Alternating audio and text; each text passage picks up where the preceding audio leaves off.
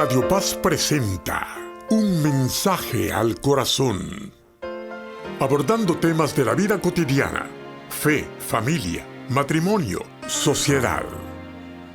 Conducido por Monseñor Rómulo Emiliani, ex superior de la comunidad claretiana en San José, Costa Rica y en el Santuario Nacional de Panamá, fundador de diversos apostolados y fue obispo auxiliar de la diócesis de San Pedro Sula en Honduras.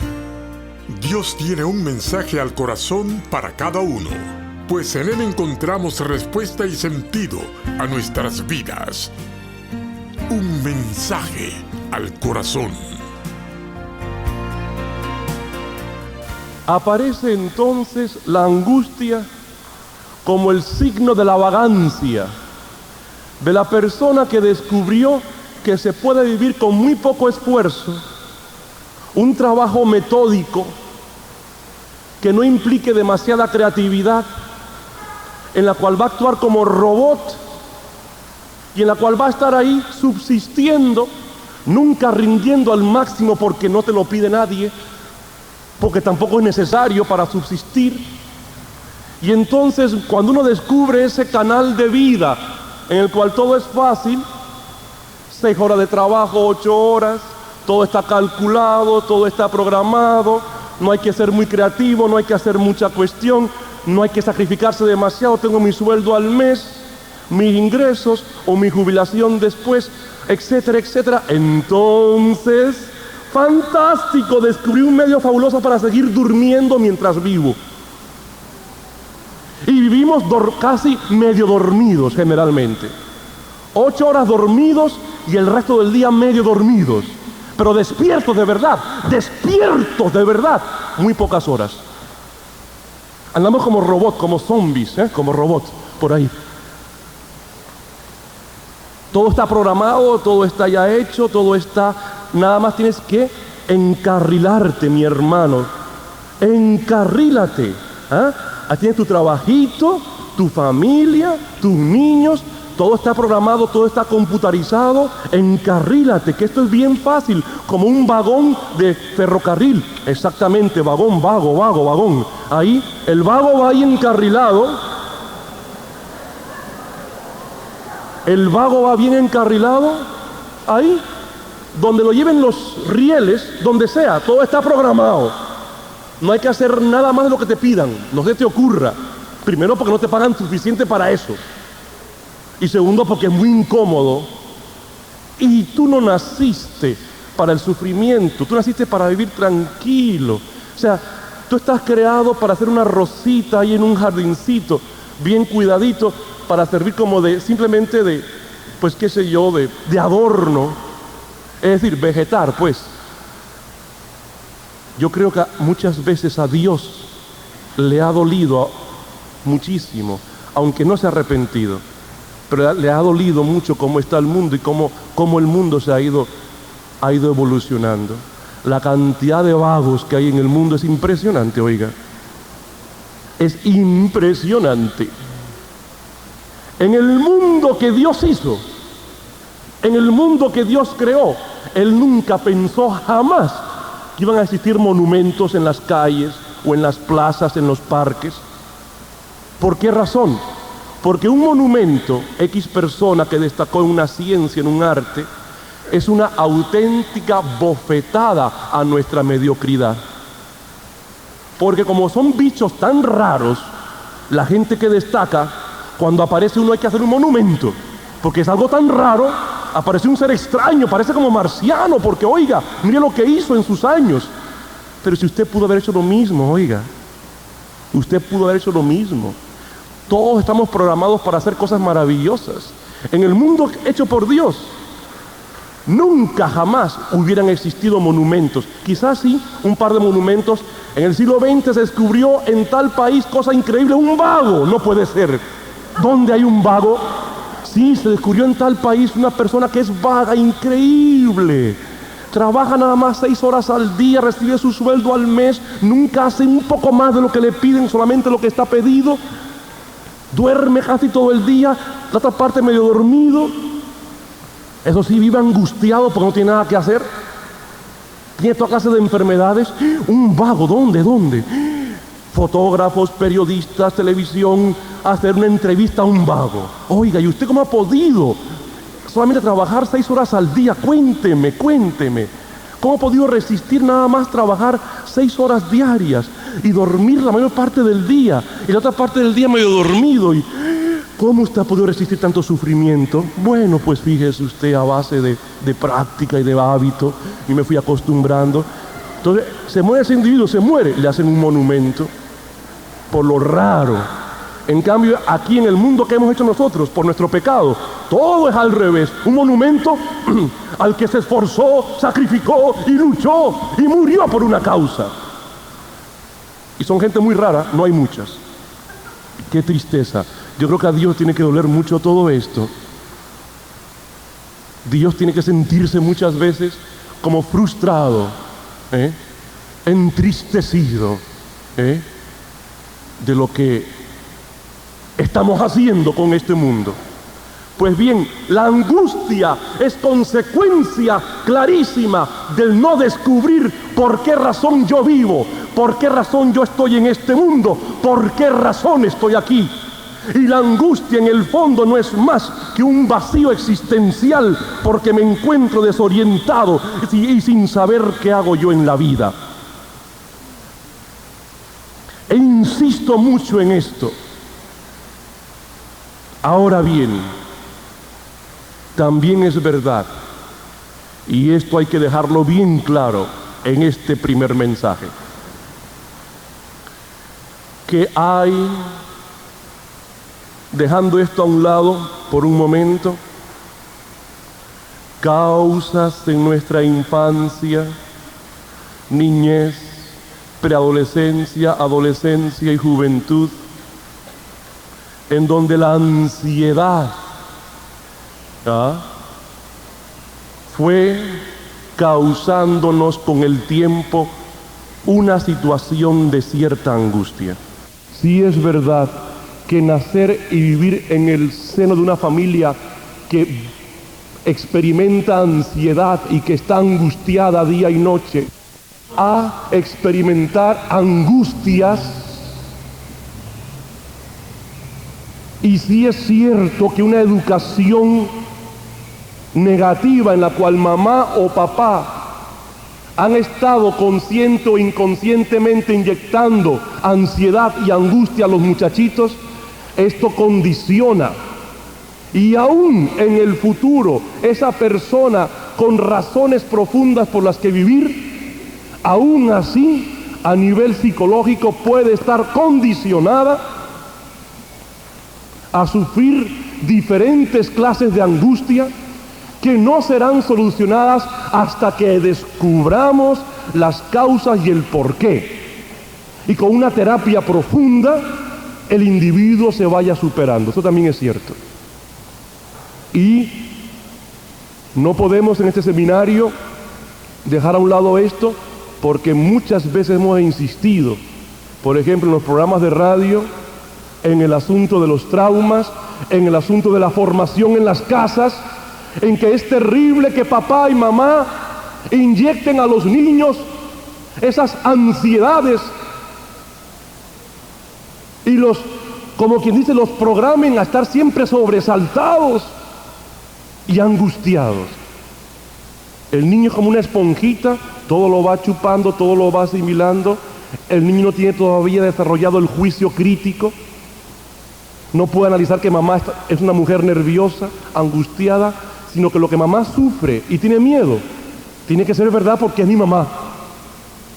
Lo que papá sufre y tiene miedo, tiene que ser verdad porque es mi papá. Entonces, yo también tengo que tener miedo a lo que papá y mamá tienen miedo.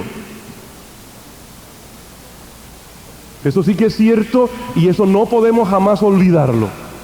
La educación negativa influye en la angustia.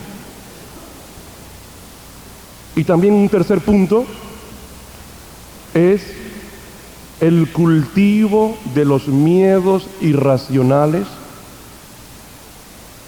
que al principio quizás eran miedos con fundamento real, que luego se hicieron obsesivos y se perdió la magnitud, la medida de ese miedo, de esa realidad y se hizo un miedo no real, obsesivo, y que aturde y hace daño.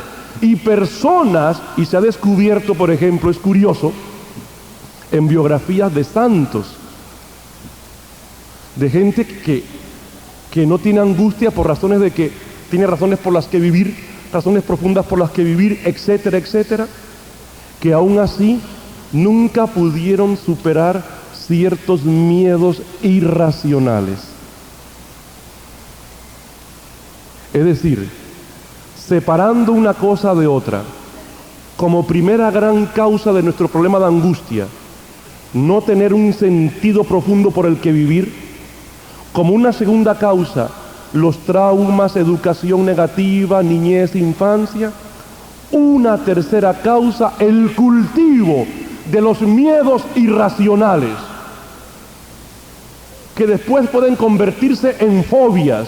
Y aunque no sean fobias, esos miedos irracionales pueden activar nuestra angustia. Por eso es muy difícil encontrar a alguien sin situaciones de angustia, porque todos estamos enfermos.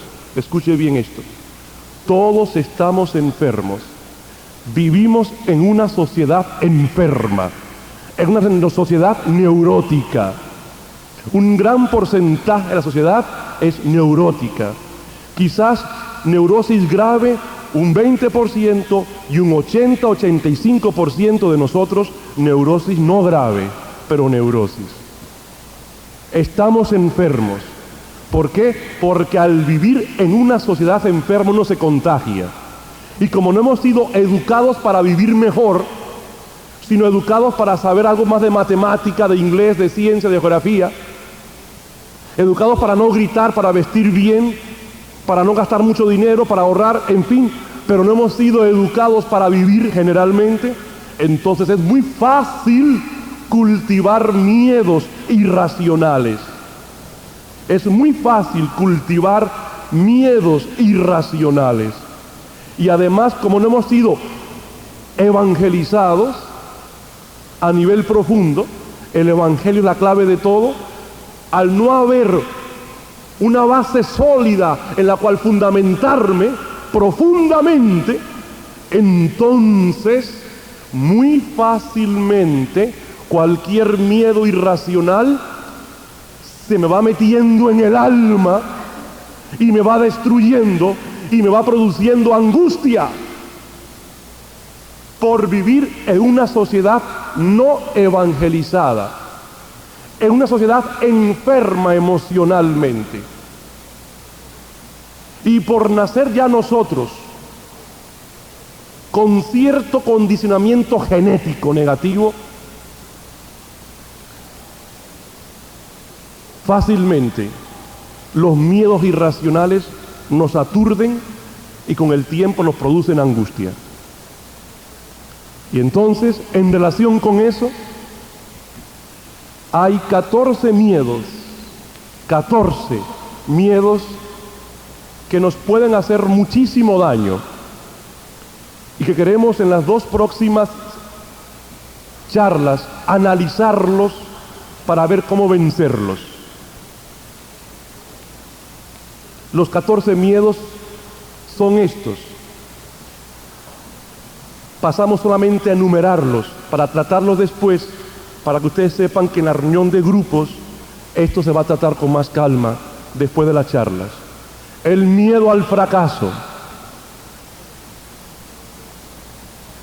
el miedo al qué dirán,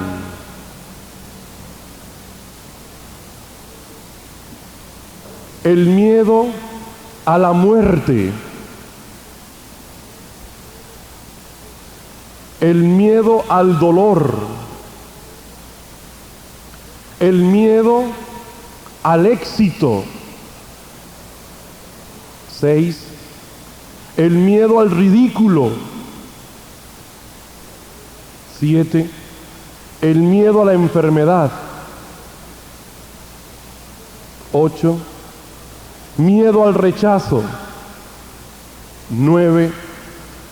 Miedo al futuro. 10. Miedo al pasado. 11. Miedo obsesivo a Dios. 12. Miedo a fantasmas, brujos, brujas, etcétera, todo aquello. 13.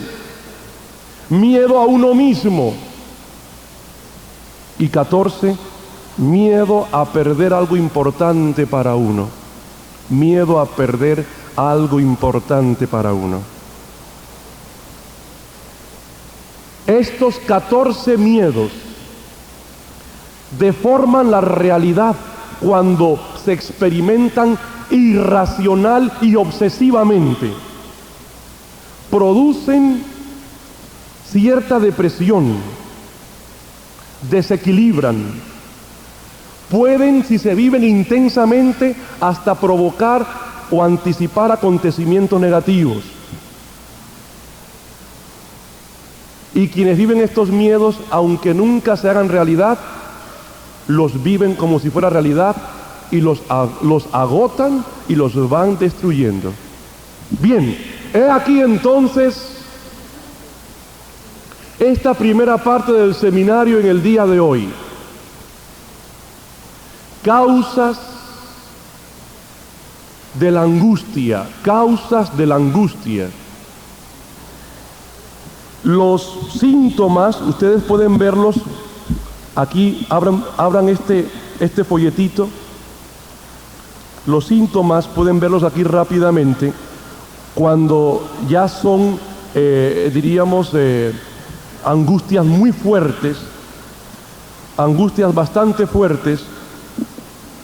Ahí tienen síntomas en las páginas casi final, tercera página al final. Síntomas, una sensación de peligro inminente sin que exista un objeto o situación amenazante. Una impresión de desorganización o de impotencia. No puedo hacer nada contra eso, no puedo hacer nada contra ese miedo. Una sensación de irrealidad. Esto es absurdo, pero es verdad, es absurdo. Usted no lo va a creer, padre, pero esto es cierto. La persona sabe que es absurdo, pero cree que es verdad. Es una relación muy curiosa que existe en el individuo. 4. La persona puede aparecer pálida, jadeante, cubierta de sudor, temblorosa, con palpitaciones. 5. Siente sensación de opresión, algo que lo oprime, que le hace mucho daño. Punto siguiente, la respiración es difícil. Punto siguiente, puede tener la impresión de estar inmerso en una niebla, es una confusión, es algo que le hace sentirse mal y se siente agitado, presa de un pánico incontrolable, hasta inmóvil, paralizado, a la espera de una catástrofe inminente, de una catástrofe inminente. Las personas que sufren una crisis de angustia pueden ser percibidas por los demás como si estuvieran locas o fingiendo. Pero es real esto, auténtico, y quien padece de angustia sufre terriblemente. Y cuando esto se mezcla con licor o con droga, terrible, es fatal. Y cuando además de eso, a veces a nivel religioso, puede suceder, eso se da bastante, sobre todo en ciertas sectas protestantes, personas angustiadas, enfermas emocionalmente, el predicador comienza a hablar del fin del mundo, del castigo de Dios, todo apocalíptico, al manicomio. Por eso hay que tener mucho cuidado en la predicación, bastante cuidado, porque mucha gente que acude a los grupos estos de las sectas y demás, son gente angustiada, buscando una solución a su problema vital, una paz en su alma, y aparece este hombre y le lanza un mensaje apocalíptico de lluvia, de truenos, estrellas que se caen, soles que salen de sus órbitas. Dios está enojado, viene ya al final por el pecado. Y es verdad que Dios está triste y enojado, pero si una predicación solamente consiste en esto, mandamos a mucha gente a los manicomios. Y es fácil además manipular a un miedoso, para que pague no solamente el diezmo, sino 3 veces el diezmo, etcétera, etcétera, etcétera. Hay que tener mucho cuidado con eso. A veces en la religión podemos manipular. Tener mucho cuidado con esto. Muy bien. Preguntas para la primera reunión de grupo, apunten. Primera pregunta. Esta primera pregunta está relacionada con otro seminario que dimos, pero volvemos a repetir la pregunta porque es básica. ¿Tengo yo razones profundas por las que vivir? ¿Tengo yo razones profundas por las que vivir? ¿Podría ampliar esas razones yo? Es decir, ¿podría yo tener más razones por las que vivir? Segunda pregunta. En mi vida pasada, niñez, adolescencia, etcétera, ¿recuerdo momentos de angustia, de ansiedad? ¿Han influido en mi vida? ¿Influyen en mi vida? Tercera pregunta.